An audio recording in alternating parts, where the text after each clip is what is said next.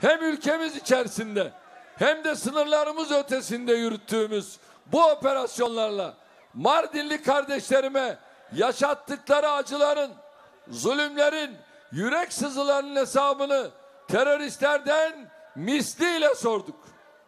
Bu süreçte bölücü terör örgütünün bizi çekmek istediği tuzağa da hamdolsun düşmedik. Örgütün sergilediği onca alçaklığa rağmen hukuktan, demokrasiden ve adaletten taviz vermedik.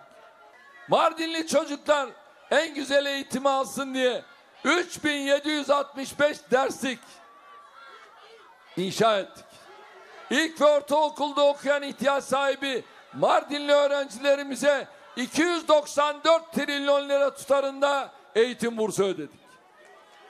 Mardin'de üniversite var mıydı? Artuklu Üniversitesi'ni kim yaptı? Biz yaptık.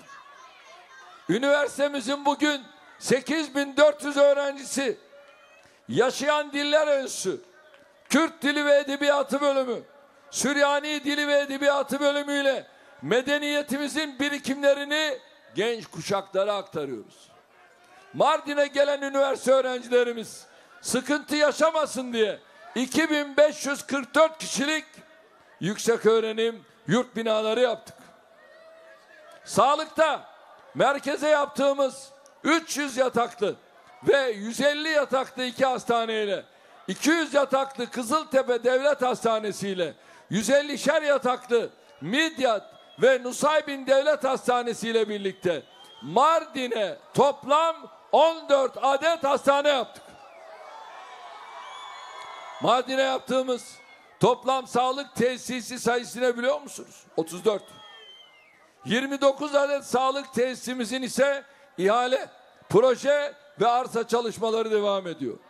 İhtiyaç sahibi vatandaşlarımıza, şehit yakınlarımıza, gazilerimize, engellilerimize, yaşlılarımıza, değerli kardeşlerim, 3 katrilyonu aşkın kaynak aktardık. TOKİ kanalıyla Mardin'de son 16 yılda 8781 konut projesini hayata geçirdik. Mardin'in bölünmüş yol uzunluğunu 264 kilometreye çıkardık. Bunları biz yaptık. Projesi devam eden Diyarbakır Mazıdağ Demiryolu iltisak hattı ilimiz için yapacağımız bir diğer demiryolu projesidir. Mardin Lojistik Merkezimizin birinci etabını tamamlayıp işletmeye açtık. İkinci etabının ise uygulama proje çalışmaları devam ediyor. Mardin Havalimanı'na 3 milyon yolcu kapasiteli yeni bir terminal binası yaparak havalimanımızı büyütüp modernize ettik. Nereden nereye? Kim derdi ki 3 milyon yolcu kapasitesine çıkacak? Ilısu Barajı ve HES projemizde hasretle beklenen sona yaklaştık. 8,5 milyar lira maliyeti olan, yani 8,5 katrilyon 2 haftaya kadar su tutma çalışmalarına başlayacak. Bir diğer önemli projemiz ise Şanlıurfa Mardin arasında inşa ettiğimiz ülkemizin en uzun suni nehri olan ana kanaldır. Bu projeyle Mardin ve Şanlıurfa'da mümbit topraklar su ile buluşacak. Mardin tarafında toplam 1,3 milyon dekar arazi bu ana kanal sayesinde sulanacak. Mardin'deki 460 bin dekardan fazla araziyi sulayacak şebekelerin inşaatı devam ediyor. Beyaz su kaynağından aldığımız suyu Mardin şehir merkezine, Kızıltepe, Ömerli, Yeşilli, Nusaybin ilçelerine ve civar köylere ileterek buraların 2040 yılına kadar olan içme ve kullanma suyu ihtiyacını karşıladık. Aynı şekilde Midyat ve Dargeçi'de menba kalitesinde su götürmek için ishale hatları inşa ediyoruz. Mardinli çiftçilerimize toplam 2 katrilyon lira tarımsal destek verdik. Bay Kemal diyor ki çiftçiler ağlıyor.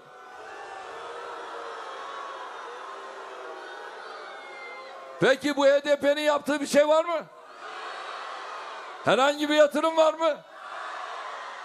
Ya bunlara verilen oy haramdır ya. Haram haram. Bunlara haddini 24 Haziran'da bildirmeye hazır mıyız? Kardeşlerim, Mardin'de 4 ovamızı sit alanı olarak koruma altına aldık. Biz bugüne kadar 20.000 Mardinli vatandaşımızı İşkur vasıtasıyla iş sahibi yaptık. Verdiğimiz 328 trilyon lira tutarındaki teşviklerle toplam 152.000 Mardinli işveren ve sigortalımıza destek sağladık. 2 organize sanayi bölgesinde 3.750 kişi istihdam ediliyor. Tüm parsellerin üretime geçmesiyle istihdamda 9.000 kişiye ulaşılacak. Terör örgütünün çukur eylemlerinin hoş geldiniz. Oteller kapandı. Ekonomi durma noktasına geldi. Bakınız bugün Mardin turizmi geçen yıla oranla %400 artış gösterdi. Nereden nereye? Yeni oteller açıldı. Varsa yine açın.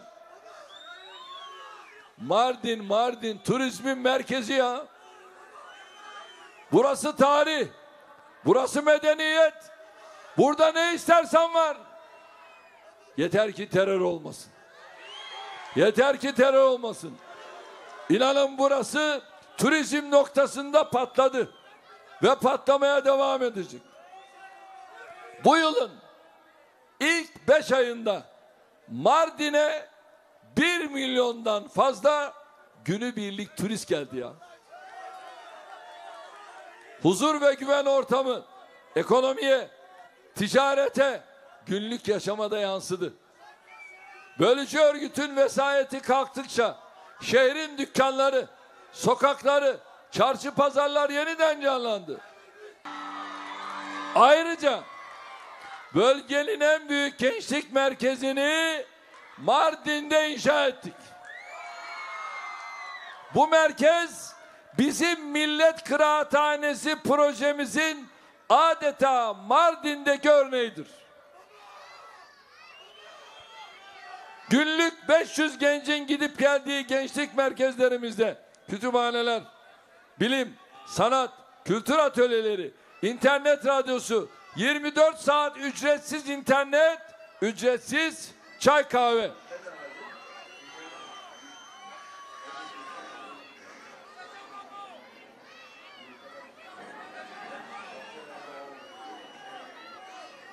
Böyle bir millet kıraathanesi Mardin'e yakışmaz mı?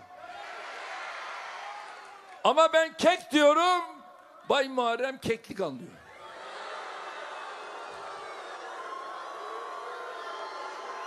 Ne yapayım? Ya bu devlet güçlü be. Yani gençlerimize bir kek, bir simit, bir orada çay, bir kahve ikram etmek bize zor mu ya? Ya bu devlet o kadar fakir mi? Garip kumaram ya. Hal böyleyken bakıyorsunuz Bay Muharrem sağda solda bizim bütün projelerimize çamur atıyor. Ya senin bir eserin var mı onu söyle. Bir projen var mı onu söyle. Ya sen bir Yalova'da dershaneyi bile işletemedin, batırdın ya. Bir dershaneyi işletemeyenden Türkiye'yi idare etmek gibi bir şey olur mu? Bay Kemal zaten SSK'dan tanıyoruz. SSK hastanelerini ne hale getirdiğini biliyorsunuz değil mi? Aslında vakit müsait olsa onu da izletmek isterdim. Ama bizim şehir hastanelerini görmeniz lazım. Niye? Çünkü Mardin'e de bir şehir hastanesi zaten yapacağız.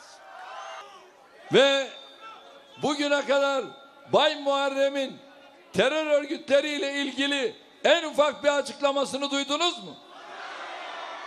FETÖ ile ilgili duydunuz mu? Siz Bay Muharrem'in siyasette, ticarette, meslek hayatında herhangi bir başarısına şahit oldunuz mu?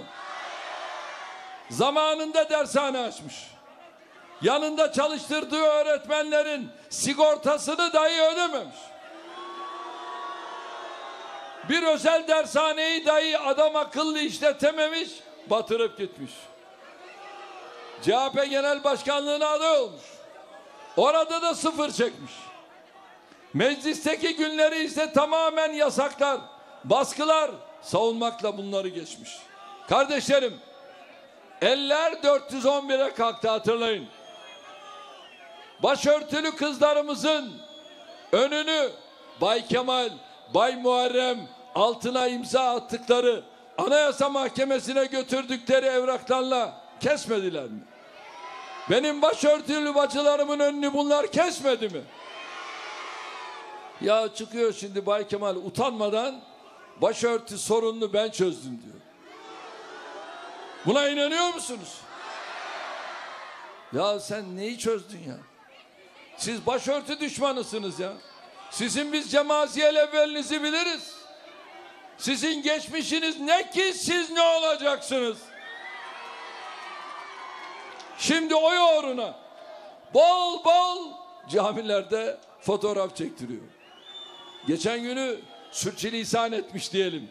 Ne dedi biliyor musunuz? Ben sık sık camiye gidemiyorum ama her gün cuma kılıyorum. Duydunuz mu bunu? Duydunuz değil mi? Ona göre 24 Haziran'da gereken dersi Osmanlı tokadıyla verelim. Anlaşılan bu seçim maratonu Bay Muharrem'e pek yaramadı, yorgun düştü. Yorgunluktan olacak. Ve şimdiden araba hararet yaptı, motor su kaynattı. Kardeşlerim, daha 2 ay olmadan sıkıntı ortada. Yahu sen Elif'i görsen mertek sanarsın. Ne diyelim? Allah aklına fikrine mukayyet olsun. Rabbim bir an önce Bay Muharrem'i bu eziyetten kurtarsın. Bak yine de görüyorsunuz, dua ediyorum, beddua değil. Bay Muharrem'in başını çektiği bölücü örgütün siyasi uzantılarının desteklediği bu yıkım ittifakına en güzel cevabı sizlerin 24 Haziran'da sandıkta vereceğinize inanıyorum. Sizin oylarınız üzerinden kabzımal pazarlığı yapanlara, daha sandık kurulmadan oylarınızı birilerine peşkeş çekenlere cevabı da yine sandıkta vereceğinize inanıyorum. Ben size güveniyorum. 24 Haziran günü bu milletin ifadesini çantada almaya çalışan, iradesini çantada keklik görenlere, bir ver 6 al diye pazarlayan siyaset simsarlarına bekledikleri fırsatı vermeyeceğiz. Buna hazır mıyız?